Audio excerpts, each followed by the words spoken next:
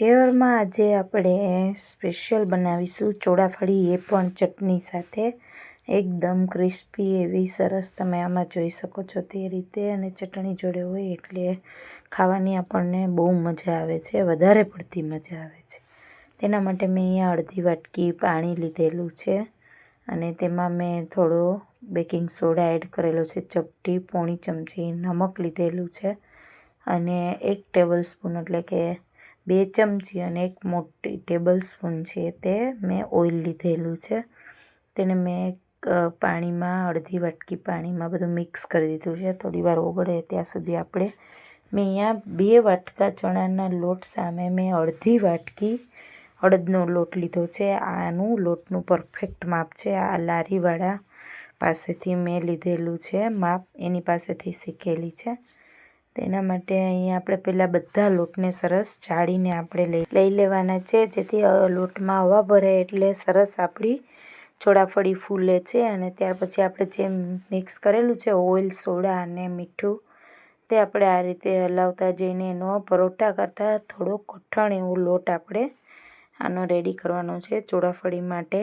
તમે આમાં જોઈ શકો છો કે આ રીતે અડધી વાટકી જ પાણીનો આપણે યુઝ અહીંયા થાય છે. તે રીતે આપણે લોટ બાંધી લેવાનો છે. અને ત્યાર પછી મેં આ લોટને આપના રીતે ચોટે તો આપણે થોડું તેલ લગાવીને એને મસળી લેવાનો છે. અને આ રીતે આપણે થોડીવાર માટે રેસ્ટ આપી દેવાનો છે. ત્યાં સુધી આપણે એમાં ચોળાફળી ઉપર છાંટવાનો મસાલો બનાવી લઈશું. તો તેના માટે મેં નમક લીધેલું છે, સંચળ છે, મરચું પાવડર છે, ત્યાર પછી મરી પાવડર છે અને જલજીરાનો પાવડર લીધેલો છે. જલજીરાનો ટેસ્ટ આમાં બહુ સરસ આવે છે. આમાં જલજીરા થોડો પાવડર હોય છે, જે માર્કેટમાં રેડી આપણે પાઉચ મળી રહે છે. આ રીતે બધો મસાલો મિક્સ કરીને આ મેં મસાલો રેડી કરી લીધેલો છે.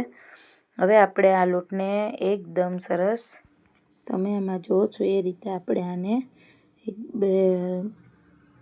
સરસ મસળી લેવાનો છે અને એકદમ સરસ સોફ્ટ કરી લેવાનો છે. આ લોટને એકદમ સરસ સુવાળો બનાવી લેવાનો છે.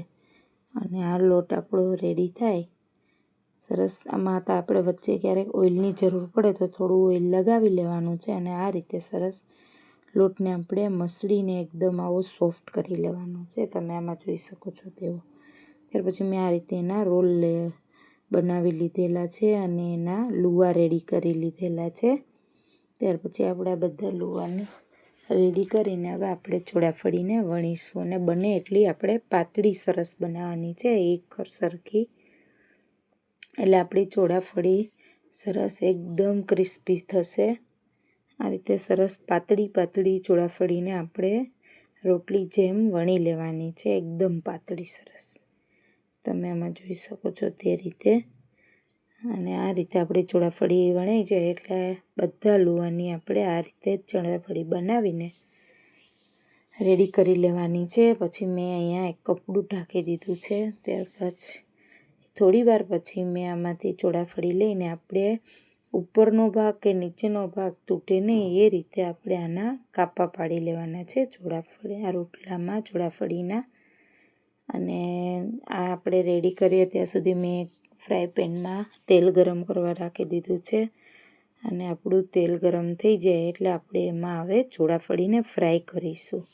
તમે આમાં જોઈ શકો છો કે આપણી ચોળાફળી સરસ અહીંયા ફૂલીને રેડી થઈ છે. આ રીતે આપણે ચોળાફળીને બધીને સરસ રીતે ફ્રાય કરી લેવાની છે ઓઇલમાં.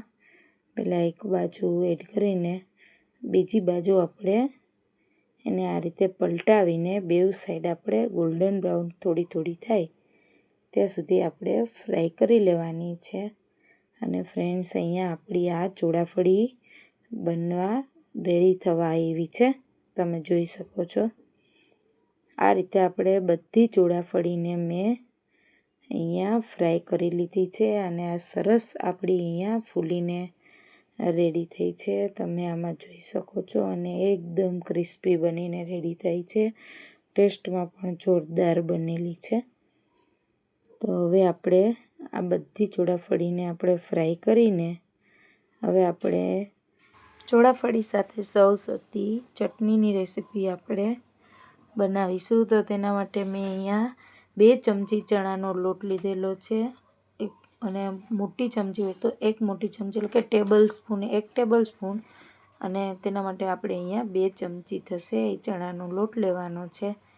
તેને આપણે થોડું પહેલાં પાણી એડ કરીને એમાં ગાંઠા ના રહે તે રીતે સરસ આપણે મિક્સ કરી દેવાનો છે ચણાના લોટને આ રીતે. ત્યાર પછી આપણે આમાં 1 ગ્લાસ પાણી એડ કરવાનું છે, અને આને આપણે એક ફ્રાય પેનમાં 5 મિનિટ માટે એને મીડિયમ ગેસ ઉપર આપણે સરસ એને શેકી લેવાનું છે, જેથી ચટણીમાં કાચા ચણાના લોટની સ્મેલ આવશે તો ચટણી આપણી સારી નહીં બને. તેના માટે આપણે એને કૂક કરી લેવાનું છે 5 મિનિટ માટે. ત્યાર પછી એને ઠંડુ થવા દેવાનું છે. ઠંડુ થાય ત્યાર પછી મેં આ ચટણી બનાવવા માટે અહીંયા મરચી યુઝ કરેલી છે. તેના ટેસ્ટ આમાં બહુ સરસ આવે છે, જે ગ્રીન મરચી આવે છે તે. આદું છે, દાણા છે, ફુદીનો છે, મરી છે, મીઠું છે અને લીંબુ છે. અને આ બધું આપણે સરસ મિક્સ કરી દેવાનું છે, અને થોડું જલજીરાનું પાવડર આમાં એડ કરવાનું છે, અને એકદમ ચીલ્ડ પાણી આમાં યુઝ કરવાનું છે, જેથી આનો કલર ગ્રીન સરસ જળવાઈ રહે. અને આપણે આને પીસી લેવાનું છે, અને પીસાઈ જાય એટલે આપણે ઓલું ઠંડુ પડી જાય ચણાના લોટનું મિશ્રણ, એટલે એને આપણે એડ કરીને તેને પીસી લેવાનું છે, અને આપણે આ ચોળાફળીની ચટણી રેડી થઈ જાય છે. ફ્રેન્ડ્સ, આ ચોળાફળી આપણી અહીંયા રેડી છે. આ રેસીપી મારી સારી લાગે તો મારી ચેનલને જરૂરથી લાઇક, સબસ્ક્રાઈબ અને શેર કરજો.